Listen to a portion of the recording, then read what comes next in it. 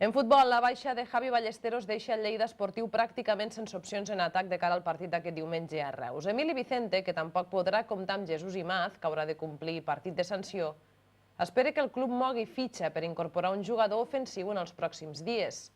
Per si la dificultat amb què els blaus afronten el maig no és prou evident, el Reus és un dels conjunts de la categoria defensivament més sòlid a casa. Emili Vicente només ha tingut paraules d'agraïment per Javi Ballesteros una vegada el club hagi decidit prescindir dels seus serveis. El tècnic de la Seu, que no ha volgut entrar a valorar la baixa de l'Ariet, s'hi ha mostrat la seva preocupació per la manca d'un home de referència en atac i més tenint en compte les dificultats de l'equip per generar perill.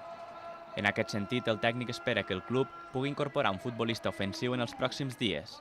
Són decisions de club i evidentment, les hem de respectar i les hem de mirar en positiu.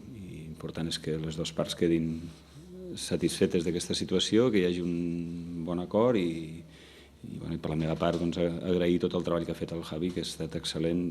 És evident que ara mateix tenim un jugador menys en atac i això ens merma, llavors s'està treballant i esperem que es pugui solventar.